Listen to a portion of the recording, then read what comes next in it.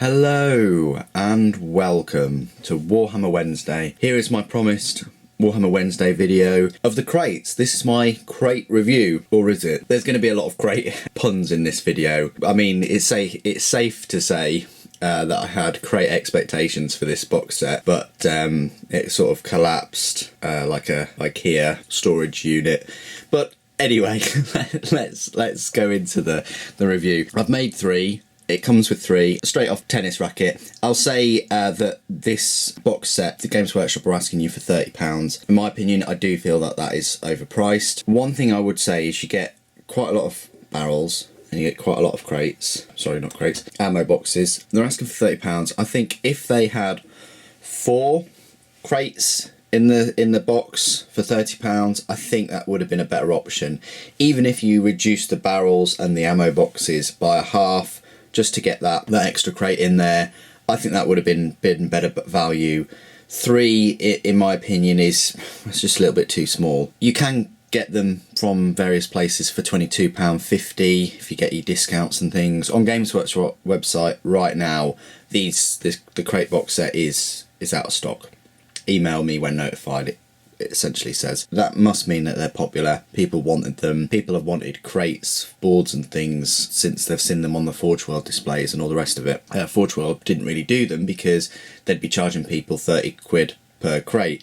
So in a way, compared to that, you're getting a good deal. The fact that they're in a cheaper kind of plastic and the set is made in China, they should have either had 4 crates in here at £30 or sold you them for 20 quid. There's no need to have these many barrels and these many ammo boxes. People were just interested in the crates. So 4 sprues of crates for 30 quid, just the 4 sprues of crates for 30 quid, that would have been sufficient. You had to add in all of these extra things. You had to get your skulls in somewhere, didn't you? And there's even skulls on the doors and on the keypad. I mean, you can't escape the skulls. You just can't. Let's have a little detailed look at them. Number of barrels, sorry, just before I move on quickly. There are 9, and there are 12 little ammo boxes, crates. Let's have a look at the crates themselves. It's up to you. It's a 30 quid box set. Well, for me it's 20 odd quid, but it's a 30 quid box set at the end of the day, and it's scenery. You can be as detailed or whatever as you want. If you want to spend hours magnetising every door, magnetising the guns, painting the interior an amazing colour, having the top magnet, go for it. Knock your socks off. But for me, I've just built them. These are, or both of those are glued shut. This one is glued open with the door down, glued at the back. They go together quite well. There's a fair amount of detail.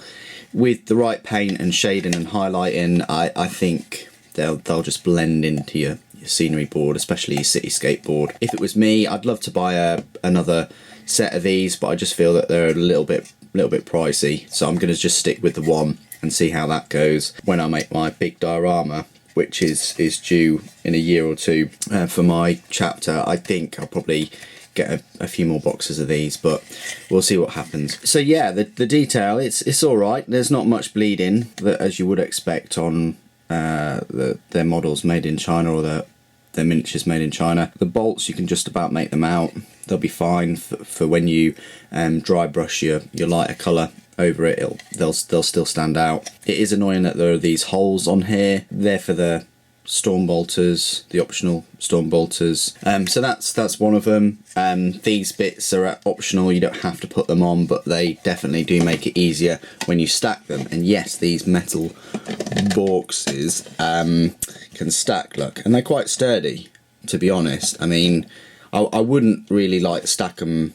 I wouldn't really like start a game of Jenga or anything with them and put a load of metal models in the top and see how that plays out, but you could, you know, they're perfectly stackable. I can just imagine, I mean, if they weren't 30 quid a set, I could just imagine just like a huge kind of shipyard full of them, but you'd be spending hundreds and hundreds of pounds probably on metal boxes, or plastic boxes really. So yeah, they're pretty cool. The barrels are just your standard barrels. It's just a bloody pain that they're split sort of in half, so when you glue them you will have a bit of a ridge going on.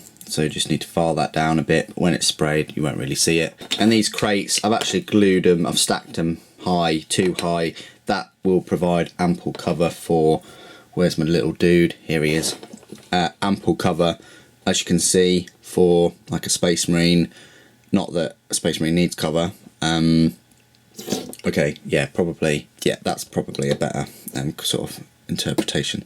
A little Scout, he needs a bit of cover, so you can just, you know, sort of surround him with crates, and then it just transforms him into the ultimate Imperial camper. There you go, they're the crates. I've glued them like 2-3 high in places. They're awesome, but like I said before, if you're going to buy multiples of these box sets just for the crates, you're going to have so many of those left over just on the field. You're going to have so many barrels. That's the thing. I would have rather than just have the crates, but there you go. I mean, you might find other uses for these. If you're making a board and you want kind of static scenery, I suppose you could sort of put them in a massive long line and do a doom and shoot one and then kills the guy. Yeah, I don't know.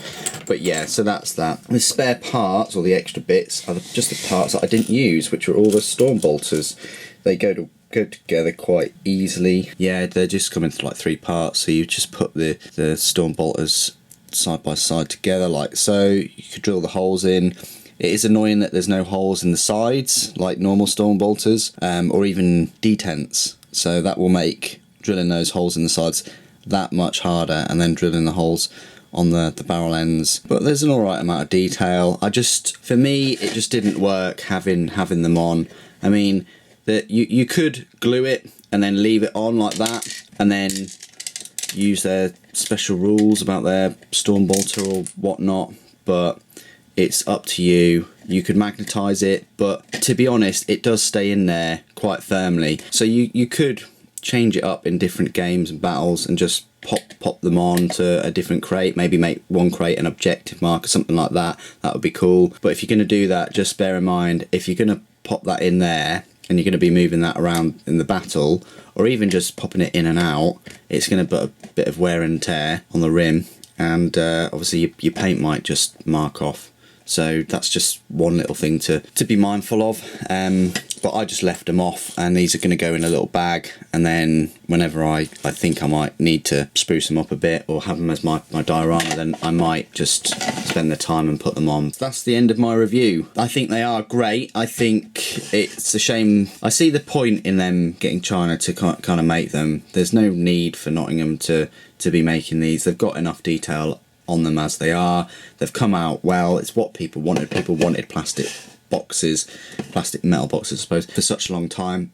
Much like people want a plastic Warhound Titan and a plastic Thunderhawk. I've got every faith that those two things will turn up shortly, along with the Sisters of Battle and Mechanicum, and you know, the new Mechanicum Fly, things like that. It's what people wanted. I think Games Workshop made the right decision making it in China, but the pricing and the number of crates, I think well, just in my opinion, I think they could have spent a bit more time on that.